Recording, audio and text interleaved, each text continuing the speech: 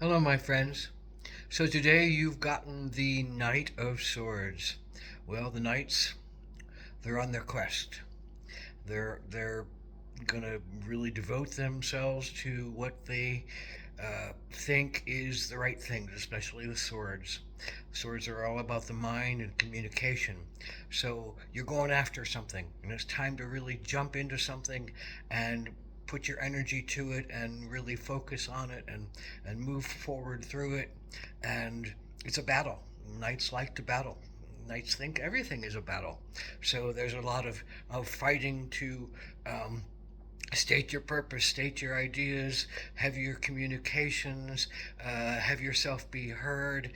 Often you think that you are the one with the brightest ideas and the biggest ideas and the right ideas, and thereby you can be a powerhouse. This is the time of really using your intellect, really using your analysis, really using your quick wit, your intellect, your power, your courage, your fortitude, your strength to dive into something. And maybe you're diving into something to the exclusion of everything else. Maybe you can't think about a relationship, and you can't think about your body and its needs, and you can't think about even what really impassions you. The purpose to be in the right mind and the right understanding of things is what is propelling you. So there's a sense of youth and a sense of rebelliousness and a sense of looking for the truth and a sense of aspirations and dreams and visions, and you're going to push them along, and you're going to make your stance, and you want yourself to be known and as that smart, get it done, do it right, be the center on some level of power. So with this energy comes an impatience because you want it right now. There comes a bluntness because you really believe in yourself and your thoughts, and sometimes you're blunt about them. There's an aggressiveness because you're a knight and you want to get things done and you want to charge through, and sometimes you want to push other people to be where you think they need to be and not necessarily give them the power of their own truth or the power of their own choice or the power of their own voice. So you have to look at yourself and say, all right, am I pushing myself on other people, or am I bringing them along by explaining things correctly?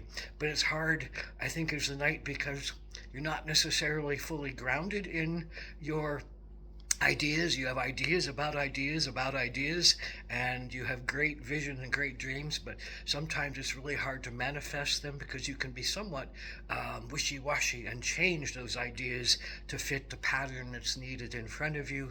So there can be some changeability, even though you might be really very bound and determined to express what you believe is the truth and the rightness of things. So, but there's an intellectualism, there's a smartness, there's an ability to go against the doctrines of the regimes, the orthodoxies of already set in stone kind of thinking, and you're rebellious in that way. So the knight is going to fight for what they think is the truth. The knight is going to fight for what they think is the clarity and the vision. The knight is going to fight for what they think is the right way. Sometimes the knight has a hard time making things manifest because they can be so in their heads, and they just think and think and think and dream and dream and dream, but they can't really put it to action. And they might try and falter because they're not particularly grounded or set in stone about the right path. They just know it's the right thing to think, so they might just push that energy along. So the knights are that powerhouse of energy that says you need to dive into something, but you have to not just dive. You have to have some kind of thought pattern about what's laying in front of you and what might transpire. And so thereby is that patience and impatience and push that can get knights into the new sense of what they have to learn about themselves, and the new sense of developing patience, and the new sense of developing kindness, and the new sense of developing the ability to hear other people because they can help you along the way. You're not necessarily the one that holds all the information and all the rightness, and you can't You will be tested on your cockiness, and that's one of the things about the knights. It's the knights of swords can be cocky, and they can, uh, crow themselves alive and crow for everybody to hear, and but yet they're also can be cold and blunt and elusive emotionally.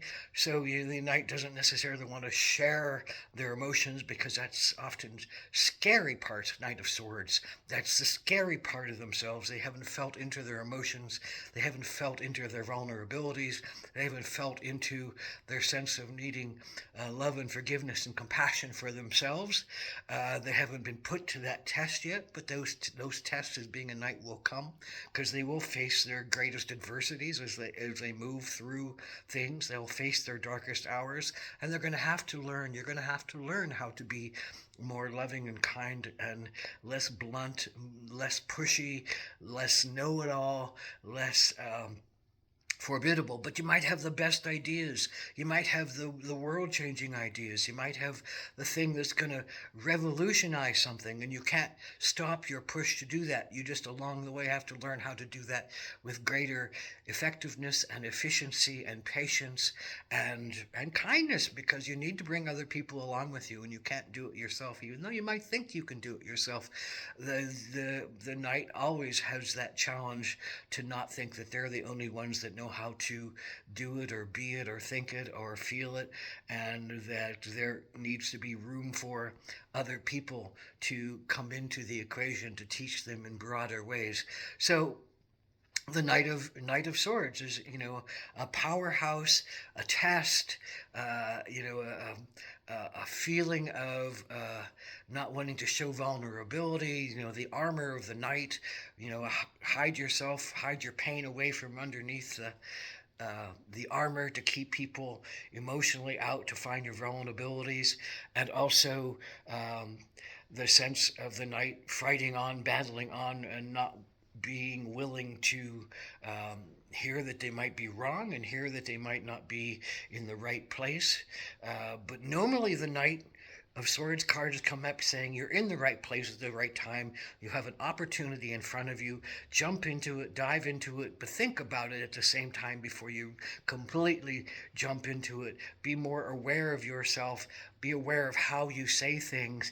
Be aware of how you can be more tactical about things and not just, the full lance coming forward and spearing people who get in your way, or, clubbing people who get in your way, or pushing things out of the way, because that can often bring you more challenge and more need to look at yourself and heal yourself of old wounds. But that's all we got. I mean, that's what we do in our lives. We heal ourselves of the old wounds. So these are the mental wounds because of swords. So all the thoughts that you have about yourself as not being right or good enough, or overly right, and therefore unapproachable and not able to be torn down. Those are all issues of the ego that needs often to be transcended in order for us to be visionaries in our lives, in order for us to become compassionate queens of swords and knowledgeable, solemn, and fair, loving lawgivers of the King of Swords. So they don't have the social responsibilities yet of the knight, and they don't have the emotional capabilities of the queen. So the knight is a young energy looking for its purpose, stating its power and its mind and its quick-wittedness, and pushing forward a belief that they have the truth and they know the truth and they can build something that's really intellectually sound and vibrantly alive. And so you'll get your knocks along the way, but you have to do it. You have to power it up. You have to jump into it. You have to use your force to move through things and to use the power to really compel yourself forward and to bring possibly to the world the great knowledge and great wisdom that you have to share. And you'll learn your path along the way, and you'll have your knocks along the way, and you'll get knocked down and knocked off your horse, and your armor will have to disappear at some point, so you can be vulnerable and find the sense of love and find the sense that really fills out mental quest and the intellectual and the analytical quest that you have inside of you. They need that balance of the heart, that balance of the soul, that balance of the body that teaches them humility, that balance of their actions that says you can't just fight, fight, fight, push, push, push, because you'll burn out. The knights often don't know how to do a long plodding battle. They want to get it done. They want to get it done now. They want to fight for it and get it over with and go on to the next battle. But they can't often just keep pushing, pushing, pushing, because they'll burn themselves out. So you have to learn how to listen to your body, how to learn how to listen to your actions and your mission and your power and your passion, to learn when you can and when you can't. And you have to learn how to listen to your emotions, because they're going to teach you a lot more about kindness and forgiveness for yourself in your old pains, but also kindness and forgiveness for others, which allows you to be tactful and more emotionally available and more compassionate in your responses and more wise in your power to become a fair judge, a fair executor, a fair humanitarian component of change and power and intellectual prowess. So love yourself. Don't let yourself get above yourself. Don't be cocky. Just love yourself and learn how to temper that rooster crowing as the ultimate sense of being. Blessed be.